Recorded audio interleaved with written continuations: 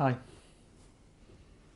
it's me, Chris Pritchard, and welcome to Monday's edition of the Chris Pritchard Cycling News Show. Can you believe it?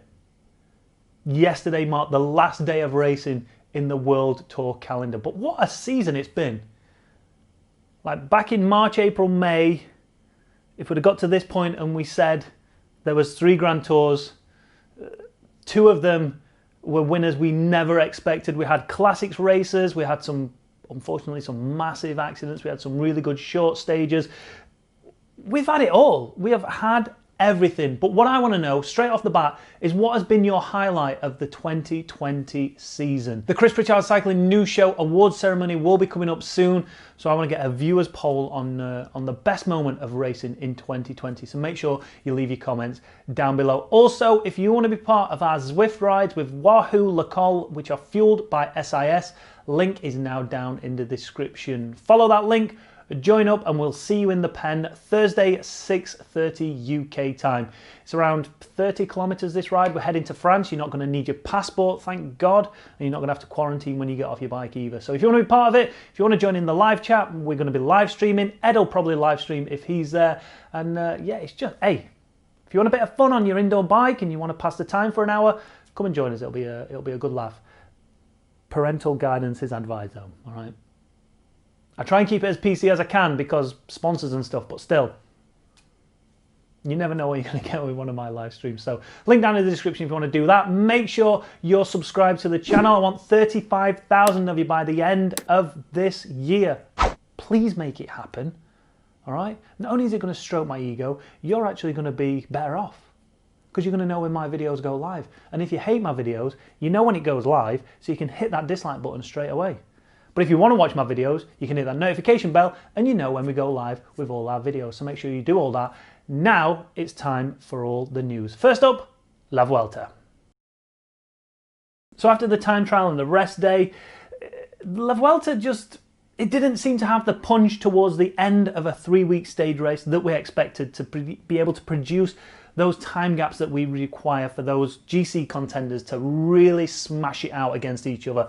And we had to wait all the way to stage 17, the last stage prior to them heading to Madrid, for that action to really heat up. And it bloody did. At one point, it looked like Richard Carapaz might have been riding himself into that red jersey. Primož Roglič once again showing at the end of 3 weeks he's not the strongest rider in the race anymore. Hugh Carthy made some attacks. He wanted to go beyond 3rd place on that podium. He wanted to try and take the win. And fair play to both Carapaz and Hugh Carthy, because normally riders look more at what they could lose than rather what they could gain. And they both wanted that red jersey. But unfortunately for them, Primož Roglič would prevail. And to be fair, but the way he rode La Vuelta, he certainly deserved it. But again, a couple more days of those high mountains, we could be looking at a different winner. We could be looking at a British winner.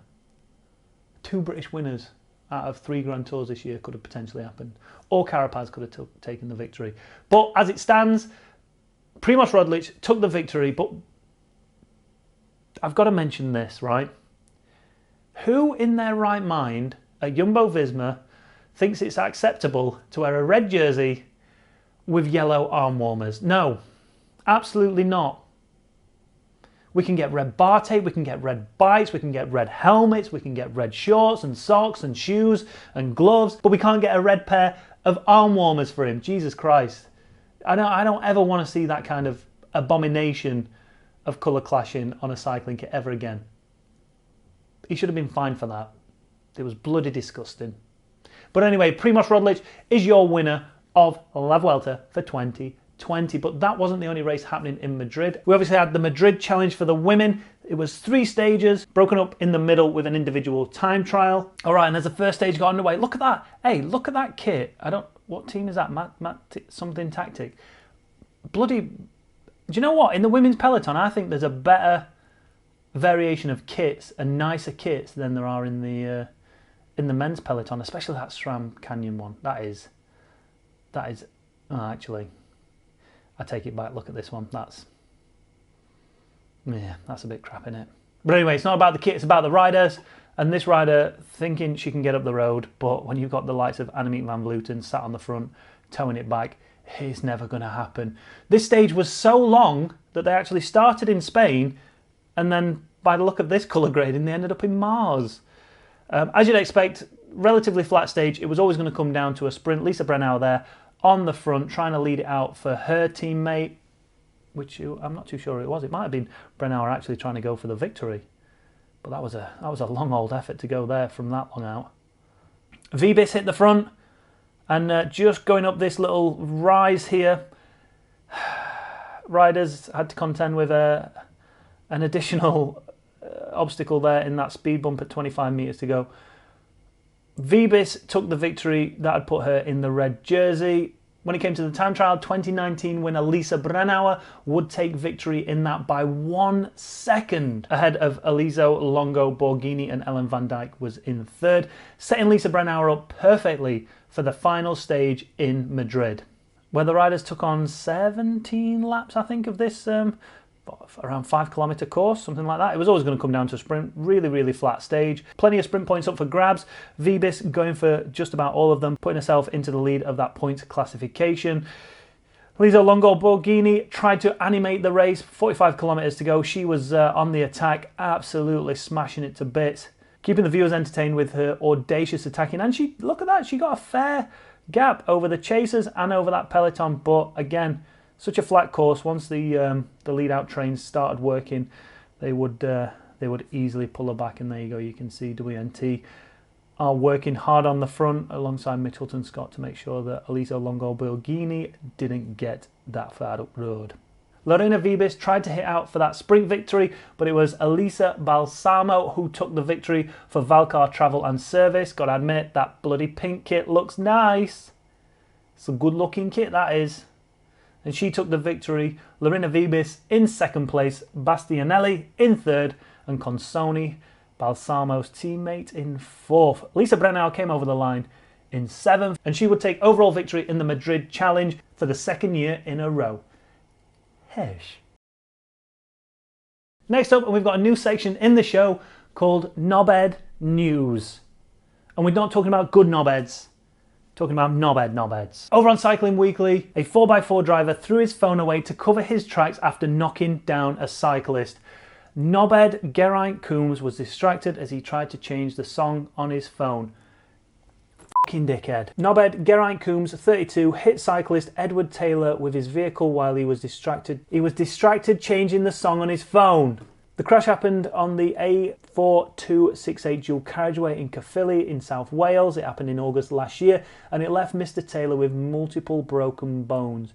Mr. Taylor's injuries meant he was unable to care for his terminally ill wife, who died 4 months after the incident. You, Geraint Coombs, you absolute cretin. During the sentencing, the judge said you were driving dangerously because you were not looking where you were going. Knobhead. Because you were preoccupied with changing music on your smartphone. Knobhead. Coombs was also banned from driving and will have to take an advanced driving test before being allowed behind the wheel again. How many people have died on the road? And potentially this man could have died because this guy was changing a song on his phone. Think about that. Just think on if that guy had have died because the other guy who was behind the wheel was changing a song on his phone. Now, don't get me wrong. We've all been preoccupied at some point in our car. But as cyclists and people who are very vulnerable on the road, what you do notice and what you do become aware of is that when there is a cyclist or there is any obstruction, anything else goes out of the window because your sole purpose is to concentrate on making sure that you pass that cyclist or the pedestrian or whatever it might be safely to ensure that they get home to where they're going. And all because he wanted to change his song, this guy didn't get to go home, didn't get to look after his terminally ill wife, and he ends up in jail for 27 months. Come on. It's attempted murder. Lock him up for a long time. Yeah, it was a mistake, but it wouldn't have happened if it was concentrating on the road. Not bad. Anyway, let's move on. Next up, and sorry about this, cycling fans, I'm going to have to say it, I'm going to have to use the T word. but with good reason, because this story is bloody amazing. All right, check this out. Chris Nickick becomes the first person with Down syndrome to finish an Ironman triathlon. I hate that word. Sorry, guys. I vowed I'd never say it on this channel, but I'm kidding. I'm kidding. What an amazing feat. Not only has somebody with Down syndrome never attempted it, let alone finish it, he managed to finish within 14 minutes of the cut-off time for the Ironman. Now, surely we all know what an Ironman consists of. Almost 2.5 miles of swimming, 112 miles on a bike, and then running 26.2 miles, or the length of a marathon. So according to BBC Sport, his journey to the finish line had started 3 years earlier, when after noticing his son was becoming increasingly sedentary, Nick Nickick encouraged him to become 1% fitter each day. Training began with a single push-up. What a story. To Chris, this race was more than just a finish line and celebration of victory. Ironman has served as his platform to become one step closer to his goal of living a life of inclusion, normality and leadership. It's about being an example to other kids and families that face similar barriers, proving no dream or goal is too high. If Chris can do an Ironman, he can do anything. I don't even know what to say to that. What an inspiration he is to, like his dad says, just to be 1% fitter each and every day. That led to him being able to complete an Ironman. Bearing in mind that the training started 3 years earlier, like his dad said, with a single push-up. He then went on to achieve an amazing feat of completing an Ironman. Leave your comments down below about that. In 2020, with all the shit that's going on, it's nice to report on a feel-good story that hopefully is going to inspire thousands, if not millions of people to take their first steps into fitness, whatever it might be, whether it is triathlon, cycling, running or swimming, or whatever your sport might be. It's amazing. Chris, you don't watch the channel, but congratulations. You do not even realize what you have done to inspire so many people across the world to do amazing things. As Philip DeFranco would say, he is a Banff. A goddamn Banff. And then finally in the news today, yesterday marked the last day of racing for Chris Froome as an Ineos Grenadier, as next year he'll be moving across to Israel Startup Nation. And there's loads to talk about within the moving and the shaking of riders and transfers. So Froome moves across to Israel Cycling. There was a nice video across on socials of Froome giving up his race number to UAE rider Rui Oliveira.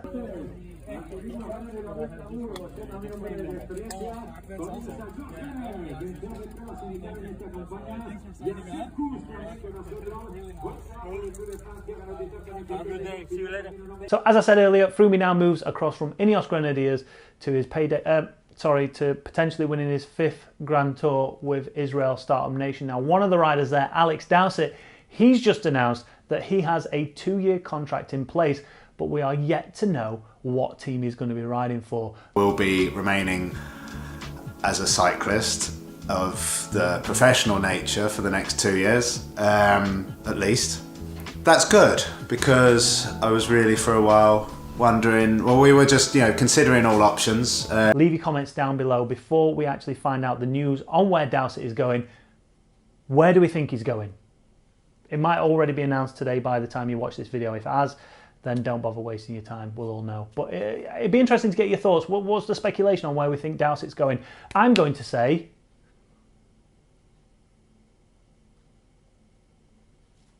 Trek Segafredo. But Alex Dowsett seems to be one of the lucky few. If you head across to Twitter and check out La Flamme Rouge's tweet from this morning saying, lots of riders without contract for 2021 season, including the Giro winner.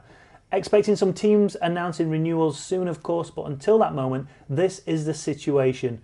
Crazy November-December transfer market coming. And look at that list of riders that do not have a contract for next year. Most notably, Mark Cavendish, Bahrain McLaren have just announced their renewals of contract and he wasn't on there, so he's definitely moving, but where's he going to go to? Is somebody going to want to actually sign him or not? Obviously with NTT folding Edvald Boasson Hagen without one, Mikhail Kwiatkowski, he's without one. Rigoberto Urán. Miguel Angel Lopez is without a contract. That's crazy. Lutsenko. And like they said in the tweet, Theo Geoghegan-Hart is without a contract. He's going nowhere, is he? Come on, let's be honest. Mike Itz from NTT Pro Cycling as well. There's just, I mean, the list goes on. Look at it. I think we're in a bit of a situation here where we've got more bums than we have actually got seats. So people are going to get left behind. Some people are going to have to take a step back. Some people might have to take 2 steps back. But if you're taking 2 steps back to a UCI Continental level, where is that going to leave you in a couple of years' time? Especially if there's no racing for the likes of those teams. So it's going to be interesting to see where everybody ends up, especially the likes of Mark Cavendish. Do you think he's going to hang up his wheels? Do you think he's going to... I don't know. Come on. The guy doesn't need any more money. So if he moves, would he be moving for a payday? Would he be... What does he even need to achieve? Apart from being able to help develop and bring on young riders and teach them the craft of sprinting, guy doesn't need to prove anything anymore. He'd only be racing because he bloody loves racing. But where's he going to end up? It's an interesting question that I would love to know your thoughts on. Leave your comments down below on everything that we've spoken about today.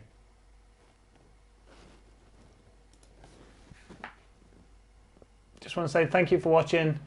Make sure if you've not done already, please hit that like button, hit that subscribe button and hit that notification bell so you know when we go live with our videos. If you've disliked the video for whatever reason, hit that dislike button and I'll see you again on the next one. Just watching a bit of YouTube.